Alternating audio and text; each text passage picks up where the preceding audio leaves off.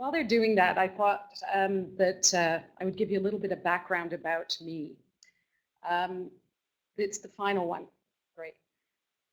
I'm Deborah McCutcheon, and I am a full-time volunteer with Citizens or Canadians for Safe Technology. My background is a Bachelor of Science with honors in Chemistry and Computer Science and an MBA. I worked for 20 years in the telecom industry, and I worked both programming telecom switches, and also I worked in the UK in global strategy for one of the most global telecoms companies. And then I became a telecoms equity analyst. So I valued companies across Europe, approximately 250 billion worth of valuations, and my specialization was mobile telephony. My presentation is looking at fertility, children, learning disabilities, and the process failure. It is my view that the process is failing the most vulnerable members of our society. And one thing I learned in working in global strategy is you need to monitor the environment, and companies that do not adapt to the environment will go bankrupt. It is also my view that governments that do not adapt to the environment will go bankrupt also. And it's easy to be out of date. What are the failures of the current Safety Code 6 process? A dogged adherence to an out-of-date process, a refusal to accept public input, a process that is not world-class, and a government department that hides behind their process rather than protecting the public, a culture of standing still. This is not, Safety Code 6 was never designed appropriately for public policy. It was designed for federal and military buildings, and maybe for that kind of use, a backroom ad hoc process with no public input and no proper methodology might work. I wouldn't want to be a federal employee in that case, but it might work. It does not work for public policy across Canada. There's also a misalignment of monitoring of the environment in Canada. The provincial government has to pay the costs of misregulation, while the federal government gets the fees from all the cell towers as well as from licensing new spectrum, billions of dollars. And Health Canada has no financial visibility or responsibility for illness or harm. They have no environmental factors that are causing them to change, causing them to update.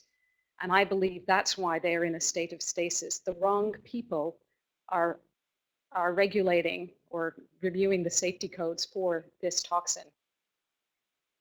Safety Code 6 also has a 50 times safety margin. Other toxins have a 10,000 times safety margin. And we're emitting low dose testing, which is one of the main testing criteria for a lot of the chemicals that are now in the marketplace.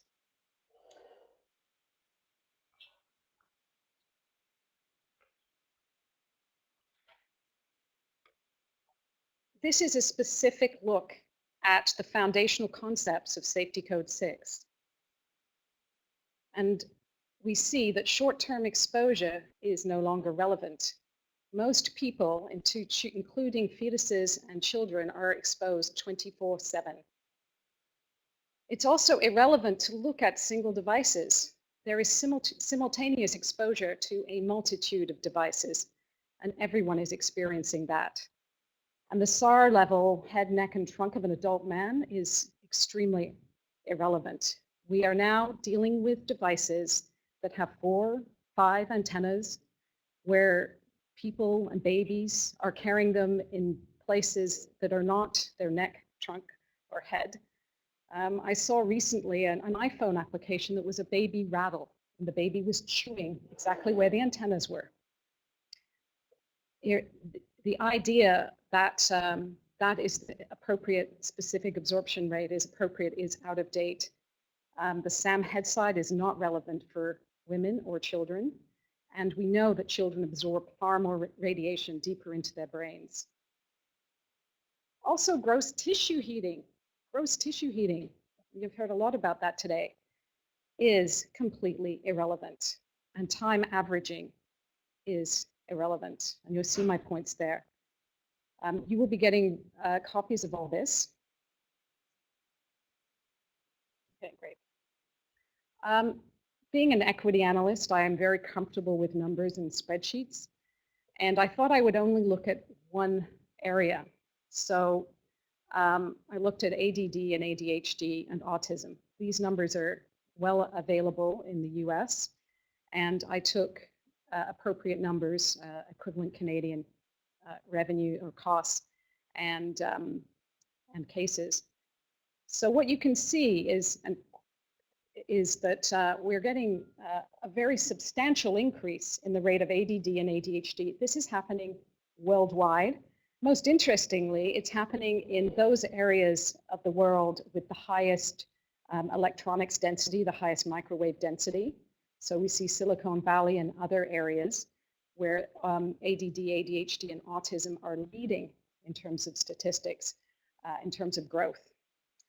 And you can see that my estimates are that just from autism and ADD, ADHD, that Canada, this is costing about $9 billion. And I think my numbers are incredibly conservative. So, you know, we will talk a little bit later, and I've actually done a literature review, which I will make sure you get a copy of the science that provides a link between the growth in cumulative microwave exposure and the potential and the cause of ADD and ADHD and autism. And I hope you'll look at it seriously, because this is a major issue. I'm looking at it on a broader Canadian term. Autism and ADD, ADHD is a cost that occurs at a provincial level. And the provinces have they simply follow Safety Code 6. So the federal government is getting the revenue benefit, the provinces are becoming bankrupt and paying for the costs of these illnesses or learning disabilities. In my view, it's impossible to have confidence in the outcome of the Safety Code 6 review when the process is corrupted by stasis and irrelevance. And Safety Code 6's failure is putting most vulnerable Canadians at risk. So I'm not going to go through all of these. I will send them to you. Would you prefer copies of actual studies, or would you prefer just links, web links to all of these studies?